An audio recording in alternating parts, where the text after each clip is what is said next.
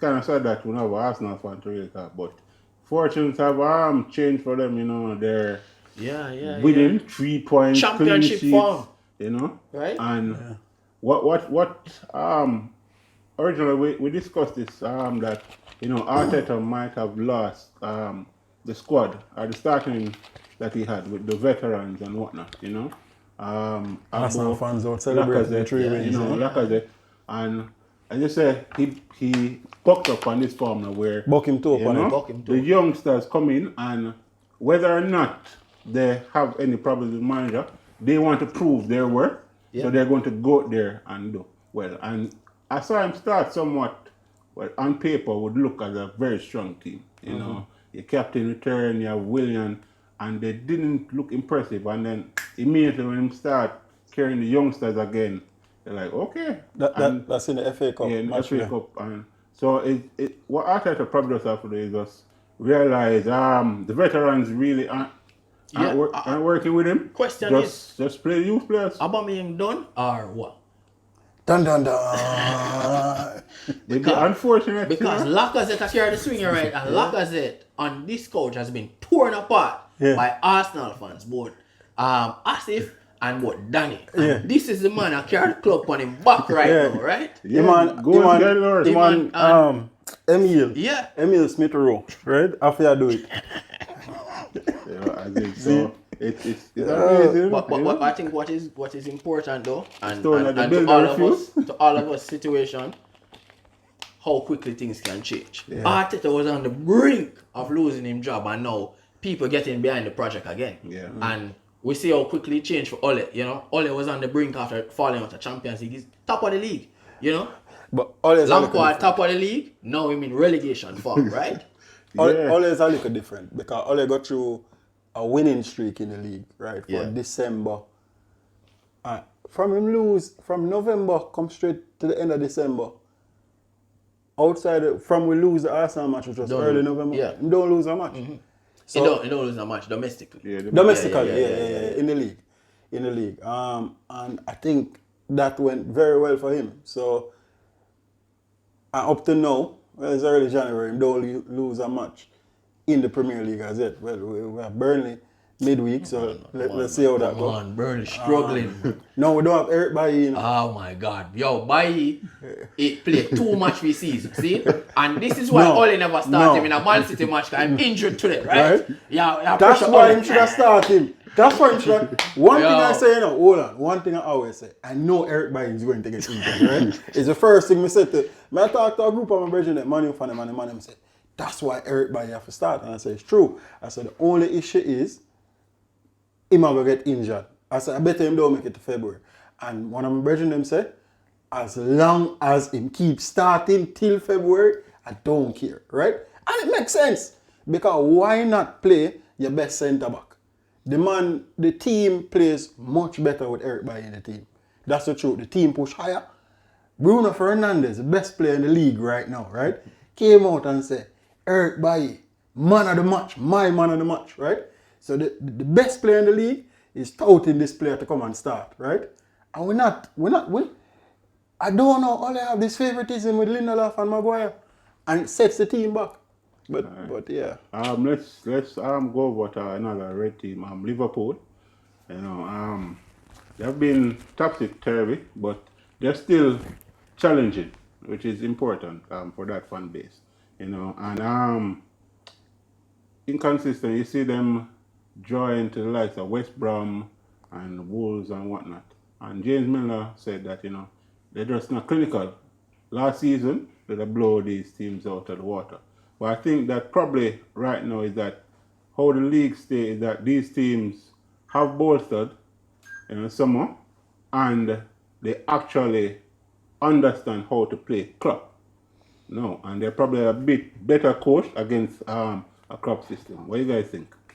So different ways to think about it. So Liverpool have been hit by a lot of injuries also. So there isn't a lot of fluidity in terms of the 11. Mane was out with COVID at one point. Salah was out injured for a little bit. Van Dijk was out.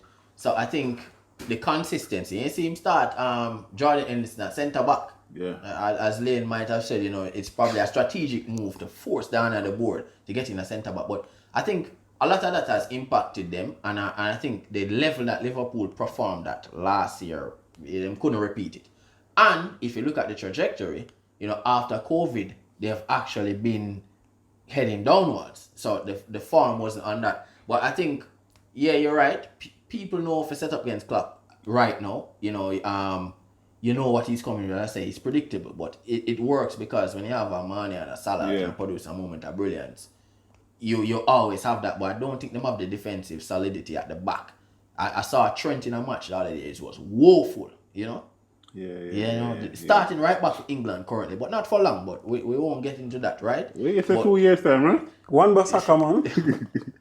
Hold on, man. We soon see, right? One Bissaka give you nothing going forward, but good defender. But what I'm saying is that Trent, there are some defensive, and I think, and I said, and we debated this. They will miss Van Dijk. Just his presence around there and the calmness that he brings to the back four, I think is a huge loss.